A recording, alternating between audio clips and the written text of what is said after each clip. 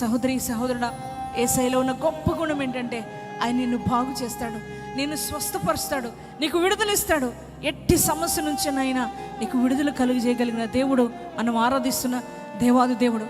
ఈరోజు ఏ సమస్యలో ఉన్నావో నాన్న, ఏ బాధలో ఉన్నావో, ఏ బంధకాల మధ్య నలిగిపోతున్నావో, ఒకవేళ అందరూ త్రోసివేసబడిన పరిస్థితిలో ఉన్నావా, నీకున్న దీన పరిస్థితిని బట్టి, నీకున్న మరి లేమి పరిస్థితిని బట్టి, ఒకవేళ కుటుంబంలో వారే నిన్ను తృణీకరించారా, ఈ రోజున అందరూ కూడా నెట్టివేసారా నిన్ను, ఒకవేళ నీ శరీరంలో ఉన్న రోగాన్ని బట్టి ఎవరు నిన్ను పట్టించుకోవట్లేదేమో, ఒకవేళ ఎవరు పలకరించేవారు లేరేమో, బాధపడుతూ కృంగిపోతూ ఉన్నావేమో, ప్రియ సహోదరి సహోదరుడా, ఒక్కొక్కసారి చనిపోతే పోలేదు అనుకుంటూ బాధపడుతున్నావేమో, నా వల్ల కాదు, ఈ సమస్యలు, ఈ పోరాటాలు, వీటన్నిటిని నేను జయించలేను, చనిపోతే పోలేదు అనుకుంటూ కృంగిపోయినావేమో.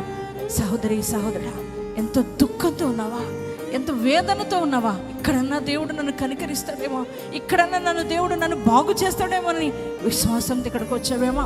ప్రియ సహోదరి సహోదరుడా, నా పరిస్థితులు మారుతాయి అనే ఒక ఉద్దేశంతో మీరు ఇక్కడికి వచ్చినట్లయితే, నిజమే, దేవుడు మనుషులు త్రోసివేసినట్లు, మనుషులు తృణీకరించినట్లు, మనుషులు అవమానపరిచినట్లు, మనుషులు కించపరిచి మాట్లాడుతున్నట్లుగా నా దేవుడు మాట్లాడు. నిన్ను అవమానపరచడు, అవహేళన చేయడు. నువ్వు బాధపడుతుంటే ఆయన కూడా బాధపడతాడు, నువ్వు కృంగిపోతుంటే ఆయన కూడా చాలా వేదనతో ఉంటాడు.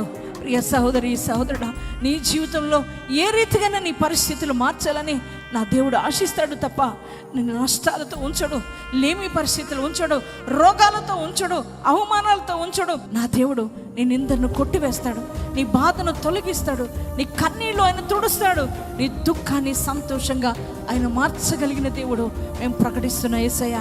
మరి దేవుని పిల్లలారా, ఈరోజు మీరు కృంగిపోవలసిన అవసరం లేదు, మీరు కలత చెందవలసిన అవసరం లేదు, కలవరపడవలసిన అవసరం లేదు.